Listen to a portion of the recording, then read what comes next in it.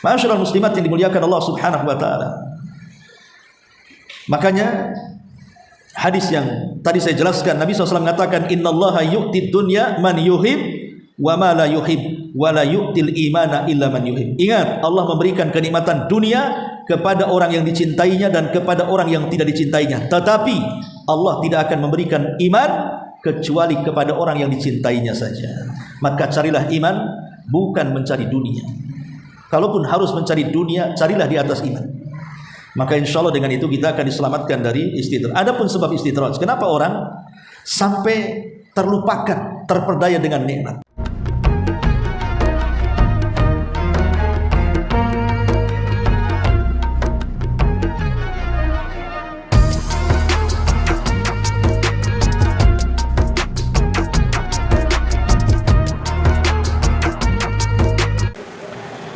Bismillahirrahmanirrahim. Assalamualaikum warahmatullahi wabarakatuh.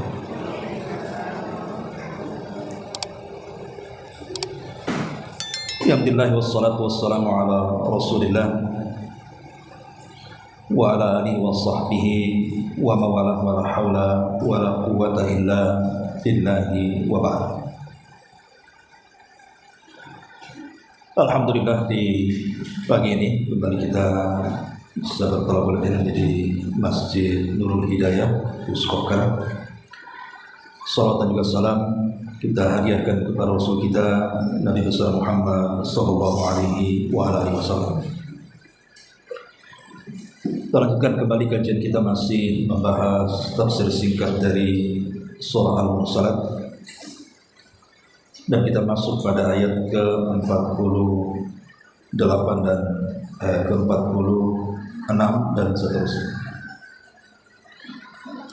A'udzubillahi minasyaitonirrajim. Bismillahirrahmanirrahim.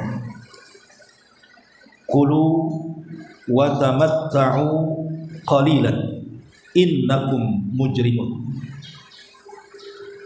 Wailun yawma idzin lil mukadzibin.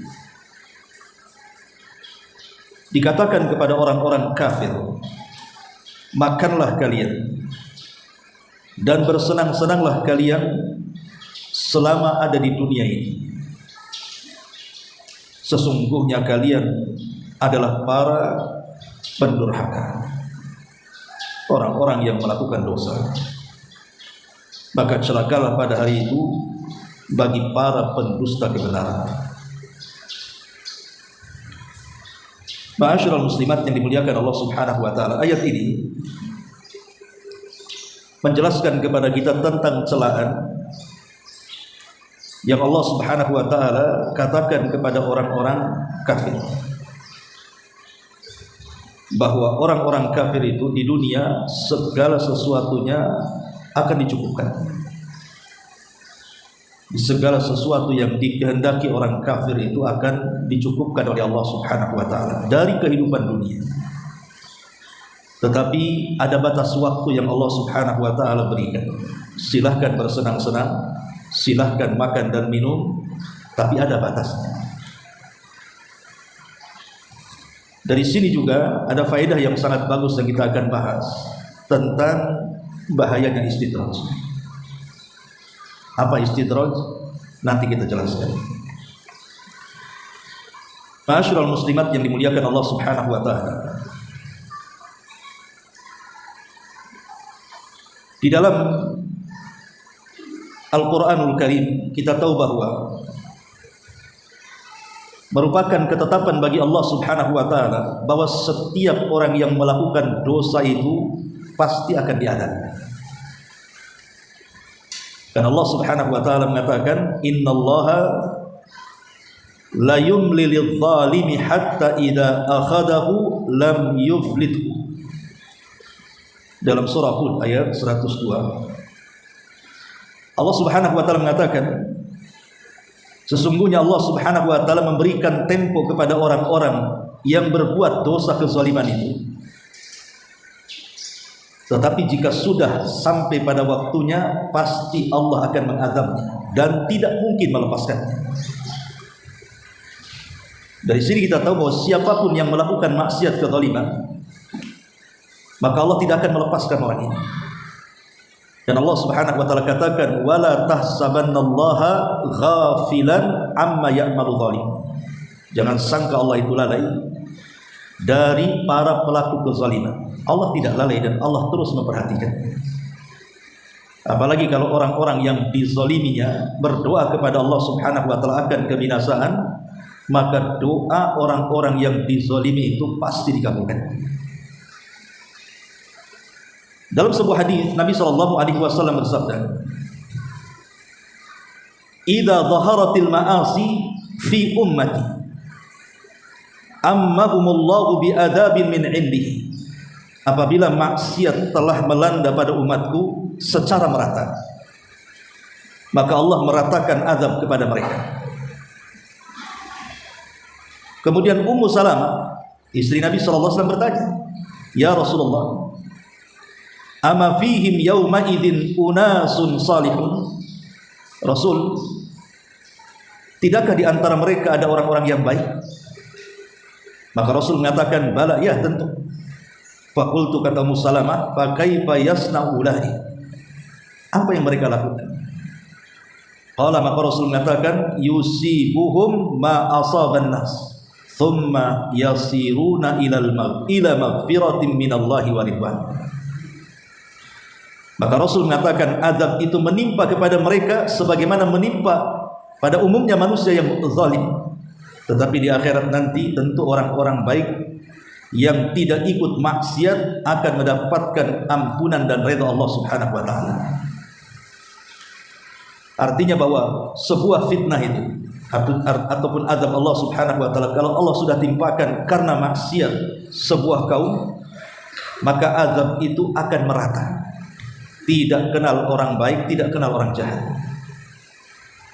Makanya Allah Subhanahu wa taala mengatakan, "Fattaqu fitnatan la tusibannal ladzina zalamu minkum khassa." Takutlah akan fitnah atau akan azab yang kalau seandainya sudah turun, maka bukan hanya terkena kepada orang-orang zalim saja, tetapi orang baik pun terkena imbasnya.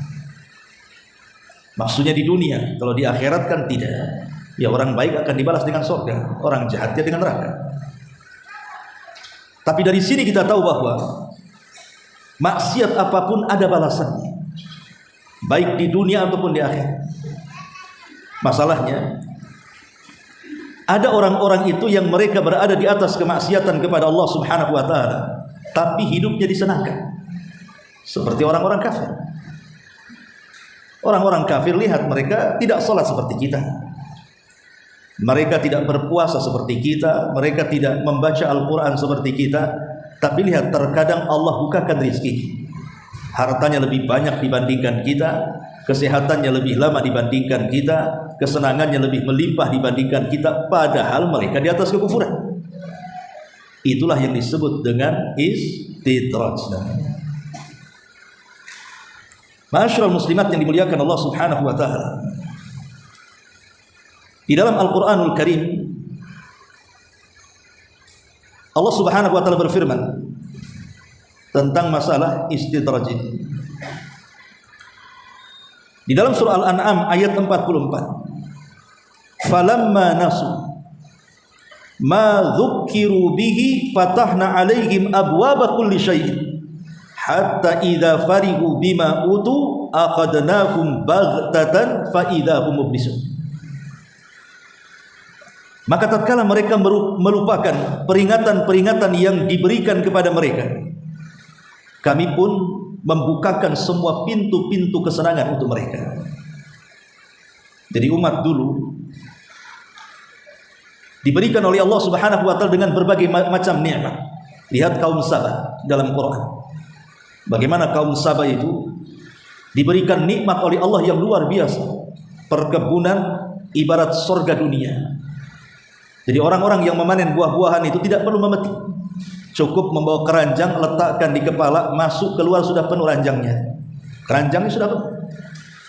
Saking nikmatnya sampai-sampai manusia di zaman itu menyebutnya bahwa negeri Sabah itu surganya dunia.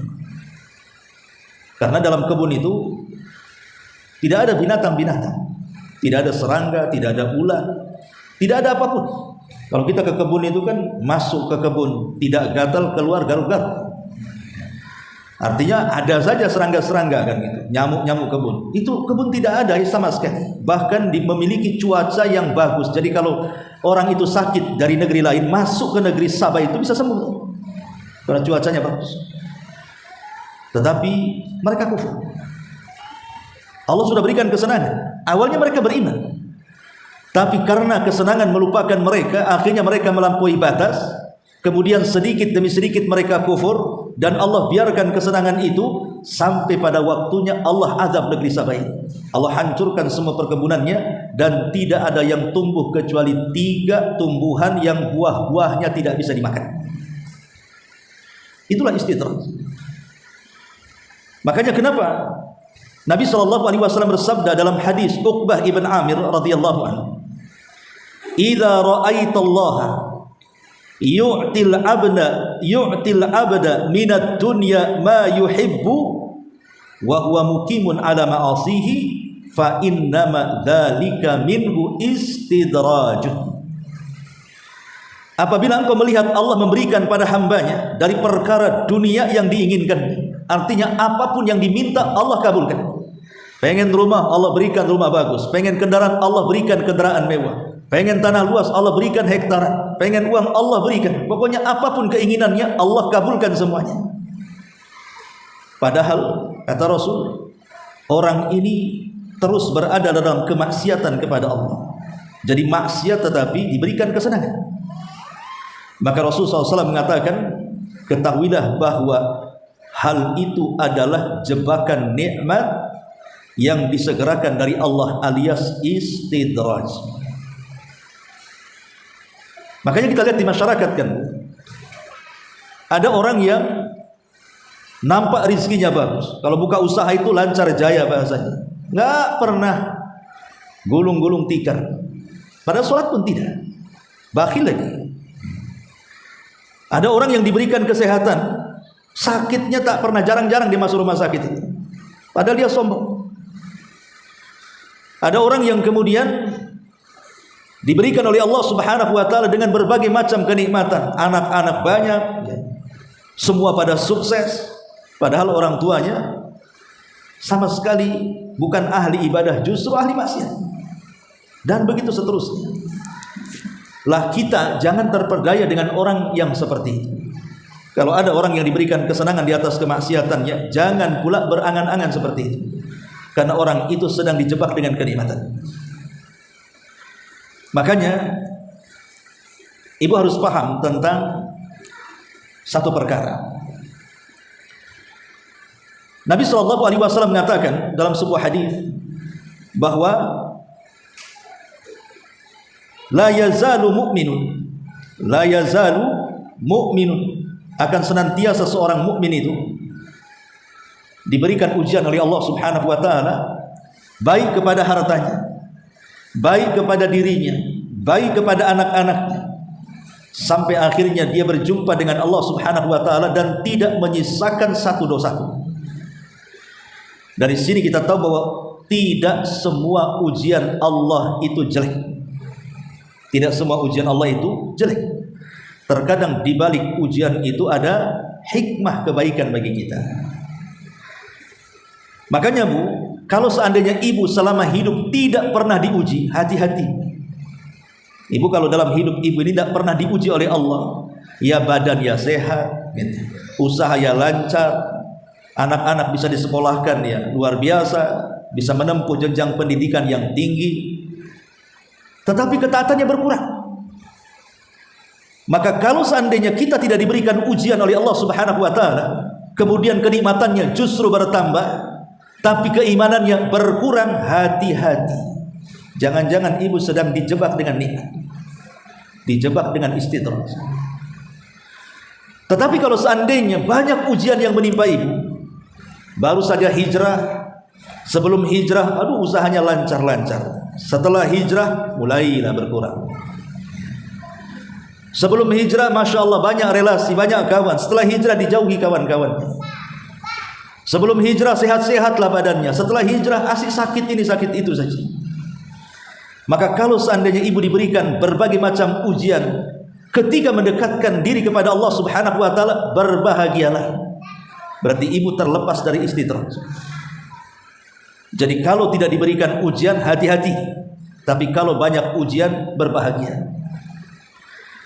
Karena Nabi SAW mengatakan dalam sebuah hadis, Innallaha idza ahabba 'abdan ibtala. Allah itu kalau suka dengan hambanya, pasti Allah akan turunkan banyak ujian kepadanya. Jadi kalau Allah suka dengan kita itu, pasti Allah akan banyak ujian, memberikan ujian kepada kita. Untuk apa? Mengangkat derajat kita. Makanya Nabi SAW mengatakan, Ma yusibul muslim min nasabin wala wasabin wala hammin wala haznin wala adhan wala ghammin hatta syaukatu yushakuha illa kafarallahu biha khataya. Tidaklah seorang muslim diberikan berbagai macam ujian, dari stres, bingung, sedih, macam-macam, sampai kepada duri yang menancap dalam kakinya, kecuali Allah Subhanahu wa taala akan gugurkan dosa-dosanya. Dari sini kita tahu bahwa seorang mukmin yang diuji itu hakikatnya dia di atas kebahagiaan. Karena bagi seorang mukmin diuji atau tidak, bagi mereka sebuah kebaikan. Ajaban li amril mukmin in asabathu sarra syakar fakana khairan lahu wa in asabathu dharra sabara fakanat khairan lahu. Menakjubkan perkaranya seorang mukmin itu. Kalau dia ditimpa nikmat dia bersyukur, tapi kalau diberikan ujian dia bersabar. Dua-duanya baik bagi seorang mukmin. Itu harus dipahami. Tapi masalahnya, terkadang kaidah ini tidak berlaku di masyarakat. Kalau tidak diuji hati-hati, kalau diuji justru berbahagia. Justru sebagian kita terkadang melihat ada orang-orang yang disenangkan oleh Allah di atas kemaksiatannya, pengen pula seperti dia. Itu masalahnya. Kok enak si anu ini ya hidupnya, gak pernah sholat tapi lancar-lancar saja usahanya, bentang-bentang tikar di mana-mana dia. Aku ini sudah sholat masih rugi saja. Akhirnya memandang bahwa orang seperti itu lebih baik jadinya. Jangan tertipu. Makanya lihat ketika Allah Subhanahu wa taala menceritakan tentang kisah Qarun. Qarun ini satu hari keluar membawa seluruh perhiasannya dan juga hartanya. Maka orang-orang yang kemudian melihat Qarun, mereka mengatakan apa? Ya laita lana mithla ma utiya Qarun innahu ladzu haddin adzim. Duhai kiranya kami ingin seperti si Qarun juga lah. Sungguh si Qarun itu mendapatkan keberuntungan yang sangat besar. Maka orang-orang yang beriman kepada Nabi Musa mengingatkan kepada orang-orang ini. Wa qala alladziina utul ilma wailakum thawabullahi khairun liman amana wa amila salihan wa la yulaqaha illa sabir. Celaka kalian. Sesungguhnya pahala dari Allah itu jauh lebih baik bagi orang yang beriman dan beramal saleh. Jangan tertipu dengan si Qarun.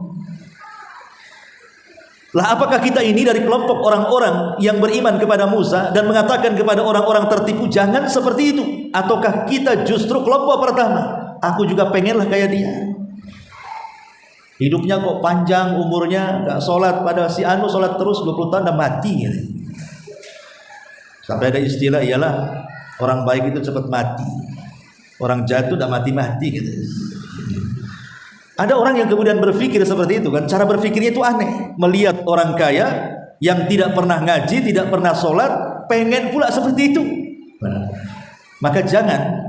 Karena saya katakan dari awal bahwa orang yang tidak diuji ini harus hati-hati. Tapi orang yang banyak diuji berbahagialah.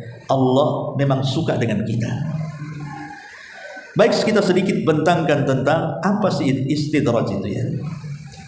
Ma'asyiral muslimin, muslimat yang dimuliakan Allah Subhanahu wa taala.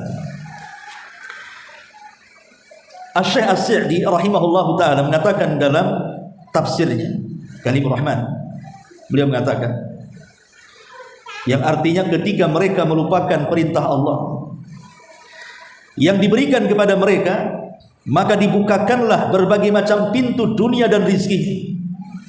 Mereka pun kemudian lalai sampai mereka bergembira dengan apa yang diberikan pada mereka. Akhirnya Allah menyiksa mereka dengan tiba-tiba.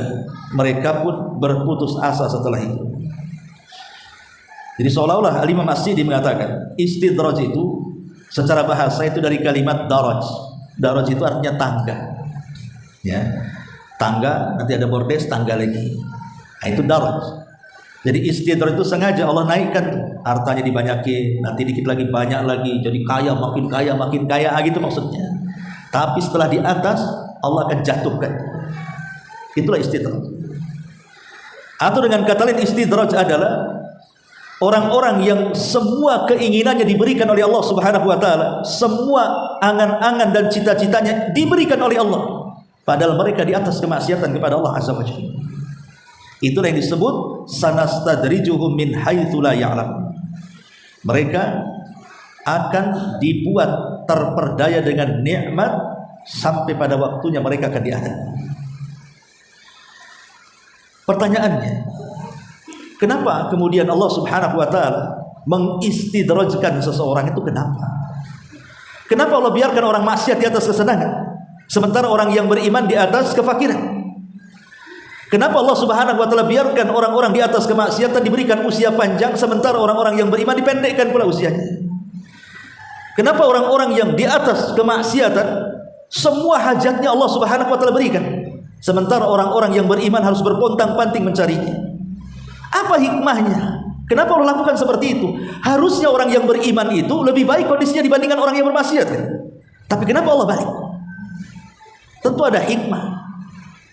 Yang pertama, Allah Subhanahu wa taala adalah Ar-Rahman Ar-Rahim. Dia adalah zat yang maha penyayang lagi pengasih. Allah masih memberikan waktu kepada mereka untuk bertobat. Bertobat atau tidak? Ya, Allah kasih waktu. Kenapa tidak langsung diazab saja sama Allah? Bukankah mereka orang yang bermaksiat itu dipastikan akan diberikan azab? Tapi kenapa tidak diazab-azab? Kenapa mereka masih senang, masih luar biasa di atas kesenangannya? Sebenarnya Allah Subhanahu wa taala bukan berarti suka dengan mereka, tidak. Allah hanya mengulur-ngulur waktu saja. Mau tobat atau tidak? Ini yang pertama. Yang kedua, sengaja Allah Subhanahu wa taala membiarkan mereka itu untuk menambah dosa mereka. Untuk menambah dosa mereka, supaya dosa mereka itu makin banyak. Sebagaimana disebutkan dalam surah Al-Imran ayat 178. Apa kata Allah? Wala yahsabanna alladhina kafaru annama numli lahum khairun li anfusihim innama numli lahum liyazdadu itsman wa lahum adzabun muhin. Jangan kalian sekali-kali mengira bahwa orang-orang kafir itu ketika kami memberikan tangguhan umur kepada mereka adalah lebih baik bagi mereka. Sesungguhnya kami memberi tangguhan kepada mereka supaya tidak diazab itu, karena hanyalah supaya bertambah dosa-dosa mereka, dan bagi mereka kelak azab yang justru lebih berat dan menghinakan. Jadi sengaja ditumpuk dosanya sama Allah tuh. Dibiarkan maksiat, kemudian tidak diazab. Sengaja Allah tumpuk dosanya supaya nanti ketika diazab mereka akan merasakan azab Allah yang luar biasa. Ini hikmah yang kedua. Kemudian hikmah yang ketiga adalah supaya mereka bertambah kesesatannya. Karena Allah tidak akan menyesatkan kecuali orang itu yang memilih sesat. Allah sudah membuat dua jalan. Ini loh jalan ke surga, ini jalan ke neraka.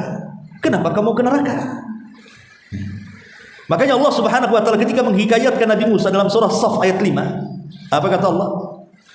Wa idh qala Musa liqaumihi ya qaumi lima tu'dzunani wa qad ta'lamuna anni rasulullahi ilaikum falamma zaghu azaghallahu qulubahum wallahu la yahdil qaumal fasikin. Dan ingatlah ketika Musa berkata kepada kaumnya, wahai kaumku, mengapa kamu menyakiti aku, kata Musa, padahal kamu sungguh mengetahui bahwa sesungguhnya aku ini utusan Allah.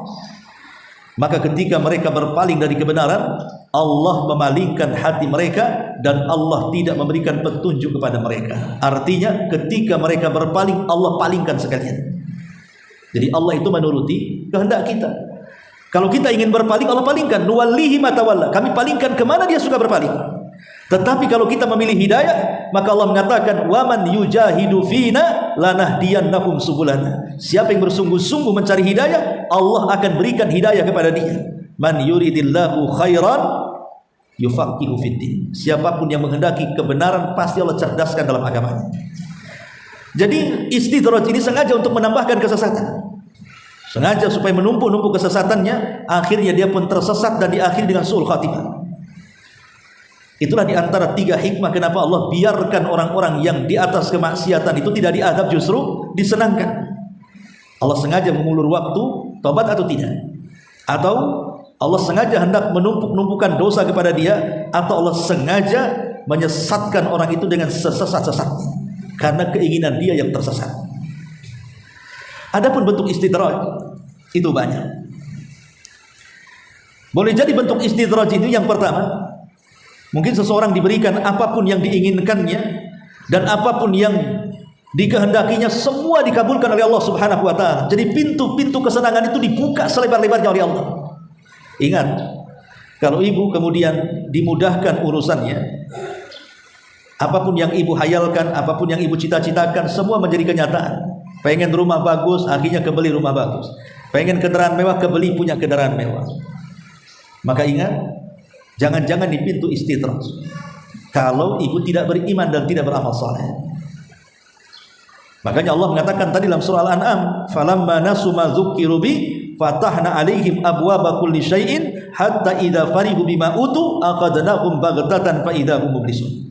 Maka tatkala mereka melupakan peringatan yang telah diberikan kepada mereka, kami pun membukakan semua pintu-pintu kesenangan untuk mereka, sehingga apabila mereka bergembira dengan apa yang telah diberikan kepada mereka, kami siksa mereka dengan sekonyong-konyong, maka mereka pun terdiam berputus asa. Yang kedua, bentuk istidraj, contohnya yang sering tadi saya katakan, ibu dipanjangkan umurnya, padahal ibu banyak maksiatnya.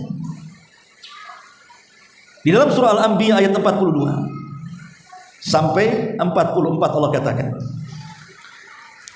Kul man yakla'ukum bil-laili wan-nahari minar rahman bal hum an dzikri rabbihim mu'ridun am lahum alihatan tamna'uhum min dunina la yastati'una nasra anfusihim wala hum minna yushabun bal matta'na ulaika wa aba'ahum hatta tala alaihimul umur afala yarawna anna na'til arda nanqusuha min atrafiha afahumul ghalibun.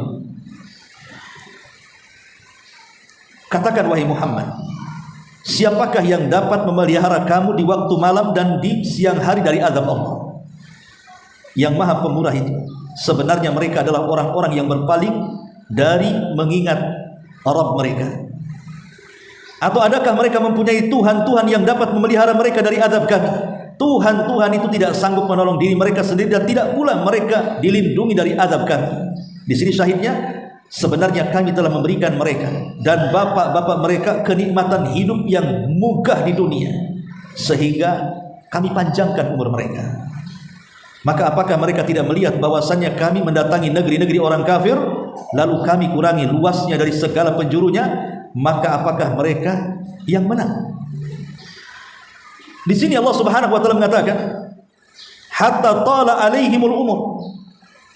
Allah mengingatkan soal umur di sini. Bukankah mereka sudah diberikan umur yang panjang? Harusnya dengan umur yang panjang itu mereka berfikir. Sebagaimana Nabi SAW mengatakan, khairukum man tala umruhu wa hasuna amaluhu. Sebaik-baik manusia itu yang dipanjangkan umurnya tapi baik amalannya. Tetapi seburuk-buruk amalan itu adalah orang yang dipanjangkan umurnya tapi buruk pula amalannya.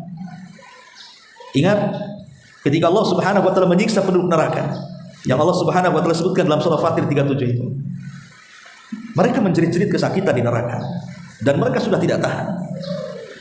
Akhirnya mereka meminta kepada Allah Subhanahu wa taala untuk dikeluarkan dari neraka dan mengatakan, akhrijna na'mal salihan. Ya Rabb, keluarkan kami dari neraka, kembalikan kami ke bumi. Kami berjanji akan beramal saleh. Apa kata Allah? Awalam nu'ammirkum ma yatadzakkaru fihi man tadzakkar. Di dunia sudah kupanjangkan umurmu, kemanakan usiamu? Seolah-olah Allah mengatakan seperti itu. Kenapa usia yang panjang tidak kau gunakan untuk sholat, untuk zikir, untuk baca Quran, untuk bermajelis taklim? Kemana umur usia yang kau habiskan itu? Maka ingat bahwa sebaik-baik manusia adalah yang dipanjangkan umurnya tapi baik amalannya. Maka kalau ada orang yang panjang umurnya tapi dia bermaksiat kepada Allah, istidraj itu. Hati-hati istidraj itu. Umpamanya ibu sudah ada yang usianya di atas 70 tahun, itu kan sudah dipanjangkan namanya. Karena batas usia umat Rasul itu 60 sampai 70 kan. Berarti kalau lewat 70 tahun, berarti ada bonus, dipanjangkan umurnya. Hati-hati. Kalau di atas 70 tahun kok tidak bertobat kepada Allah Azza wa Jalla, hati-hati. Jangankan di atas 70 tahun, di atas 40 tahun saja itu sudah harus hati-hati. Kenapa? Sering saya katakan, karena usia 40 tahun itu berarti separuh hidup kita itu sudah kita lewati. Separuh lebih hidup kita lewati. Kalau kata Nabi SAW, usia umatku 60 sampai 70 tahun, kemudian usia kita di atas 40, anggaplah 40 tahun, berarti separuh lebih kan. 40 tahun sudah kita lewati, berarti 30 tahun yang harus kita lalui. Itu kalau usia kita ini sampai 70, sebagaimana sabda Rasul kan. Dan rata-rata di usia 40 tahun semua nikmat Allah sudah Allah berikan. Biasanya orang yang sudah 40 tahun sudah punya pasangan, artinya sudah pernah menikah, itu nikmat. Diberikan keturunan, itu nikmat. Usia 40 tahun biasanya sudah punya rumah sendiri, sudah pisah dengan orang tua, itu nikmat. Bahkan usia 40 tahun sudah bisa mencari nafkah sendiri, itu nikmat. Dan sudah diberikan akal yang cerdas untuk berpikir dalam rangka menentukan putusan, itu nikmat. Jadi hampir separuh nikmat Allah di usia 40 tahun itu sudah dikasih. Sehingga tinggal kita balas nikmat dengan syukur ataukah dibalas nikmat dengan kufur, itu saja. Makanya yang kedua ini, kalau kita diberikan usia panjang di atas kemaksiatan, berarti dia sedang istidraj, sedang terperdaya dengan nikmat. Ini yang kedua. Yang ketiga, penundaan azab. Dia bermaksiat kepada Allah, tapi kok tak nampak pula ada azab yang datang kepada dia. Sholat tidak, preman lagi, tukang zolimi orang, tapi tak ada nampak azabnya, entah sakit, disetrukan atau apa, tidak ada juga. Nih orang nih kalau ditunda azabnya, merasa tidak sholat, tidak puasa, tidak zakat, menzolimi orang, kok tidak ada sinyal tanda-tandanya, ini istidraj. Karena azab Allah itu tidak mesti di dunia. Ada yang didahulukan di dunia, ada yang diakhirkan di akhirat. Di dunia dia boleh lepas dari pengadilan Allah, tapi di akhirat dia tidak mungkin lepas dari pengadilan Allah. Makanya ketika kita berbicara tentang Ashabul Uhdud dalam surah Al-Buruj, ada kisah Ashabul Uhdud. Kisah Ashabul Uhdud dalam surah Al-Buruj itu kan menceritakan tentang seorang raja zalim yang membakar 20.000 orang yang beriman hidup-hidup. Tetapi Allah tidak menyebutkan balasan di dunia kepada para pembakar orang-orang yang beriman itu. Apakah kemudian mereka lantas lepas dari azab Allah? Tidak. Di dunia mereka bisa lepas, di akhirat tidak mungkin lepas. Makanya ketika kemudian orang di atas kemaksiatan kok ditunda azabnya di dunia, ketahuilah dia sedang terpedaya dengan nikmat ataupun istidraj. Ini yang ketiga. Kemudian yang keempat, gambaran istidraj adalah merasa dimuliakan manusia. Merasa dimuliakan manusia. Seperti para pemimpin-pemimpin, ya oknum lah, para pemimpin-pemimpin daerah. Mungkin dia wali kota, mungkin dia gubernur, mungkin dia menteri, bahkan mungkin presiden. Dilulukan oleh rakyatnya, dilulukan oleh bawahannya. Padahal dia ahli maksiat sebenarnya. Dia menghadap kepada manusia itu hanya pencitraan saja. Kan para pemimpin kan rata-rata pencitraan saja kan. Tidak sungguhan supaya mendapatkan suara. Kalau sudah didapat suaranya dan menjadi pemimpin, lupa pula dengan janji-janjinya. Tapi karena dia seorang pemimpin, dia pandai saja membuat pencitraan, akhirnya seolah-olah dihargai, dihormati, disanjung, kemana datang disambut oleh orang-orang. Sementara pemimpin ini di atas kemaksiatan kepada Allah, tidak sholat, ya Ramadan tidak puasa, ya tidak mau zakat, bakhil na'udzubillah. Maka ingat, kepemimpinan yang ia sedang pegang itu adalah istidraj bagi dia. Nanti akan datang waktunya membalik keadaan. Apalagi kepemimpinan itu kan di negeri kita hanya terbatas beberapa tahun saja. Ya bisa mencalonkan kembali, bisa juga tidak kan. Tapi kalau mendapatkan sanjungan di atas kemaksiatan, hati-hati, itu istidraj. Akan datang kondisi berbalik kepada dia. Nah, ini juga diantara gambaran istidraj. Ya. Kemudian juga diantara gambaran istidraj adalah Seperti orang-orang yang disanjung karena pengetahuannya. Disanjung karena pengetahuannya. Mungkin seorang ustaz, tidak mesti orang awam. Seorang ustaz, seorang kiai, seorang ulama pun bisa istidraj. Ketika kemudian ilmunya itu hanya untuk riak-riaan saja, hanya untuk bantah-bantahan saja, hanya untuk supaya orang menganggapnya dia seorang ustaz, seorang alim, seorang ulama, supaya mendapatkan pujian orang. Lah pujian orang kepada dirinya ketika dia hanya untuk riak saja, maka pujian itu bisa jadi istidraj bagi dia. Nah, ini juga termasuk istidraj juga. Istidraj dengan ilmunya atau istidraj dengan ibadahnya. Istidraj dengan ibadahnya, nampak ahli puasa, nampak ahli salat malam, nampak ahli zikir, nampak ahli baca Quran sehingga orang mengaguminya. Padahal niat dia itu supaya orang menganggap dia ahli ibadah saja kan. Lah sanjungan orang-orang kepadanya, hati-hati itu bagian daripada istidraj juga. Ma'asyiral muslimin wal muslimat rahimani wa rahimakumullah. Dan banyak lagi bentuk-bentuk istidraj, termasuk juga orang yang diberikan kesehatan tetapi dia di atas kemaksiatan. Nikmat dunia semakin bertambah tapi iman pula semakin turun. Mendapatkan kemudahan dalam segala hal dalam kehidupannya tetapi dia bermaksiat kepada Allah. Rizki yang bertambah di atas kemaksiatan, semakin kaya tapi kikir, dan macam-macam lah bentuk istidraj ini. Lah ini semua dikatakan oleh para ulama. Ini ada satu nasihat bagus. Apa kata ulama? Khif min wujudi ihsanihi ilaika wa dawami isaatika ma'ahu an yakuna dzalika istidrajan sanastadrijuhum min haitsu la ya'lam. Takutlah, kata para ulama salaf, takutlah jika kamu selalu mendapatkan kebaikan-kebaikan dari Allah sedangkan kamu tetap berada dalam kemaksiatan kepadanya. Lihat di sini, takutlah jika kamu selalu mendapatkan kebaikan-kebaikan dari Allah sedangkan kamu tetap berada dalam kemaksiatan kepadanya. Jangan sampai, kata ulama salaf, kenikmatan itu menjadi istidraj dari Allah. Karena Allah berfirman, kami tarik mereka berangsur-angsur dengan cara yang mereka tidak ketahui. Ma'asyiral muslimat yang dimuliakan Allah Subhanahu wa taala. Al-Imam Ibnu Qayyim rahimahullahu taala mengatakan, rubba mustadrajin bi ni'amillahi alaihi wa huwa la ya'lam wa rubba maghrurin bi sitrillahi alaihi wa huwa la ya'lam wa rubba maftunin bi thana'in nasi alaihi wa huwa la ya'lam. Apa kata Imam Ibnu Qayyim? Betapa banyak orang-orang yang terperdaya dengan nikmat Allah tanpa disadarinya. Betapa banyak orang-orang yang tertipu dengan tabir Allah tanpa disadarinya. Dan betapa banyak orang-orang yang terfitnah dengan pujian manusia kepada dia tanpa disadarinya. Apa maknanya di sini? Di sini kalimat yang pertama, rubba mustadrajin bi ni'amillahi alaihi wa huwa la ya'lam. Betapa banyak orang-orang yang terpedaya dengan nikmat Allah tanpa disadarinya. Artinya, ada orang yang berpikir begini, ibu ini makin kaya, padahal tidak sholat, tidak puasa, tidak zakat. Dia pikir bahwa kekayaan yang Allah Subhanahu wa taala anugerahkan kepada dia itu Allah sedang memuliakan dirinya. Terpedaya dia. Jangan-jangan Allah sedang memuliakan saya. Jangan-jangan Allah cinta dengan saya.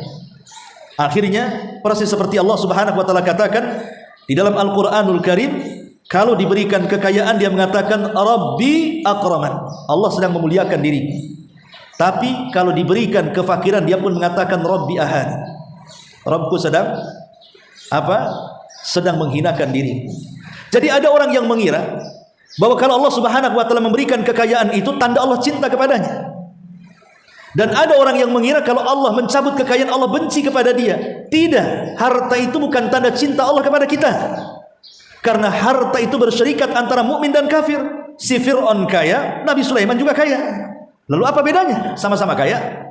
Abu Jahal kaya, Abu Bakar juga kaya. Lalu apa bedanya? Kalau kekayaan bersyarikat antara mukmin dan kafir, berarti tidak ada keistimewaannya kekayaan itu karena bersyarikat antara mukmin dan kafir. Lain kalau seandainya orang-orang yang beriman semua kaya, orang kafir semua miskin, berarti kekayaan itu ada keutamaannya tuh. Tapi kalau kekayaan bersyarikat, si mukmin kaya, si kafir kaya, loh apa kemudian ininya keutamaan kekayaan itu? Tidak ada. Jadi kekayaan itu bukan tanda Allah cinta, sebagaimana kefakiran itu bukan tanda Allah benci. Bilal fakir, apakah Allah benci? Tidak, Allah sayang. Ya. Kemudian si Abu Jahal kaya, apakah Allah cinta? Tidak, dia benci karena kekufurannya. Makanya dulu saya pernah ceritakan, ada seorang ibu cerita sama saya, dia nggak pernah sholat, ya, tapi bangga dengan kekayaannya. Dia mengatakan, nak, nyebut sama saya anak, nak, katanya, kayaknya Allah sayang dengan saya, katanya. Kok bisa, Bu? Iya, saya itu waktu muda saya menikah dengan pengusaha, katanya, pengusaha tembakau, kaya raya. Setelah dia meninggal, semua kekayaannya diwariskan kepada saya, katanya. Setelah itu menikah lagi dengan orang kapal, badannya jarang pulang, tapi uangnya pulang terus. Ya.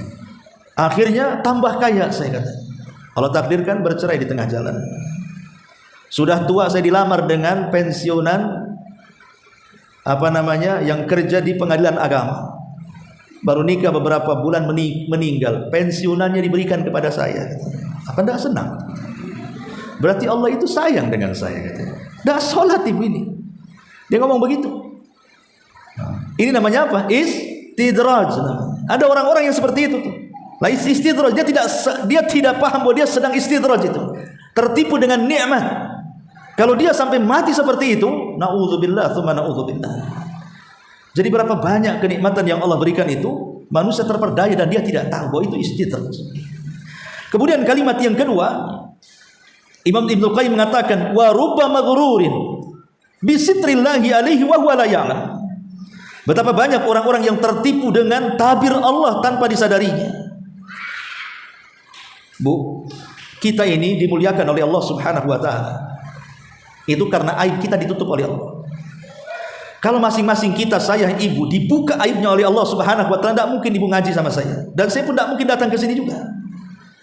Tetapi Allah menutup aib kita masing-masing. Semua orang itu kan punya aib. Makanya jangan mencari-cari aib orang. Nanti ada orang yang mencari-cari aib kita. Karena tidak ada manusia pasti punya aibnya. Manusia dimuliakan itu kan ditutup saja aibnya itu. Kenapa orang masih hormat kepada pejabat, hormat kepada ustaz, hormat kepada kiai, hormat kepada orang-orang yang dia hormati? Karena aibnya masih ditutup.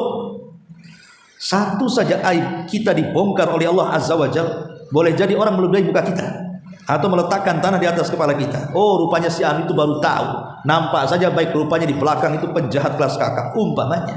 Ya. Lah terkadang ketika Allah menutup aib kita, kita tidak sadar. Dengan kemaksiatan yang terus dilakukan, Allah masih menutup. Dia tidak sadar Allah sudah mengincar dia.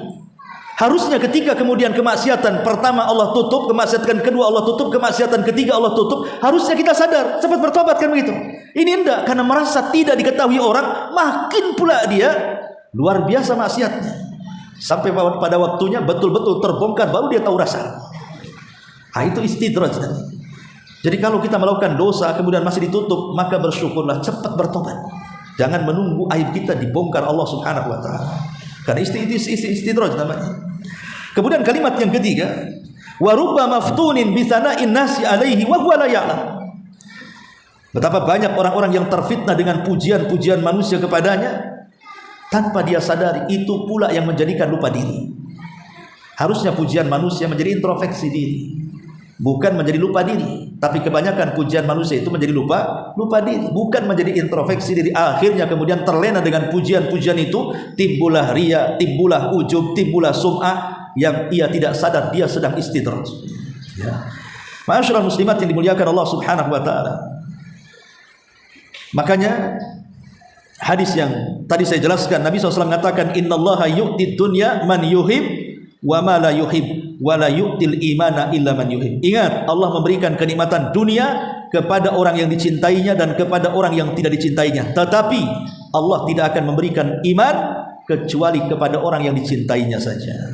Maka carilah iman, bukan mencari dunia. Kalaupun harus mencari dunia, carilah di atas iman.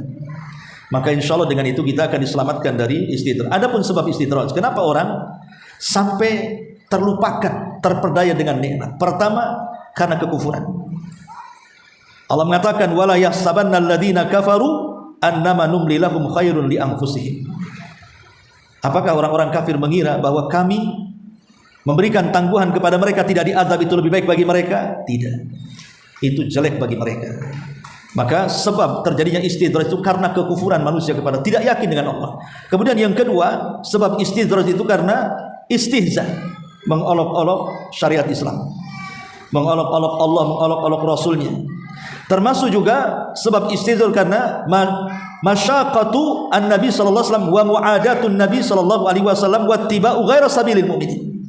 Karena memusuhi Nabi dan mengikuti jalan selain jalan para sahabat Nabi sallallahu alaihi wasallam. Kemudian yang keempat, sebab istidraj karena ini yang kebanyakan, karena kezaliman dan karena melampaui batas. Ini sebab istidraj ini karena zalim dan melampaui batas. Intinya bahwa istidraj ini bahaya, ya, karena di tengah-tengah kelupaan kita dengan nikmat Allah, tiba-tiba Allah mengazab kita tanpa sadar, akhirnya kita mati dan tidak sempat bertobat kepada Allah Subhanahu wa taala. Inilah makna Al-Qur'an tadi, qulu wa tamatta'u qalilan innakum mujrimun wailun yauma idzil mukadzibin. Dikatakan kepada orang kafir, makanlah sesukamu, bersenang-senanglah sesukamu di dunia yang sebentar ini, tapi sungguh kalian adalah para pendurhaka, para pendosa yang akan ada balasannya. Maka celakalah pada hari itu bagi para pendusta kebenaran. Wallahu alam. Sampai di sini. Silakan kalau ada yang bertanya, kita buka tanya jawab, kalau tidak kita tutup.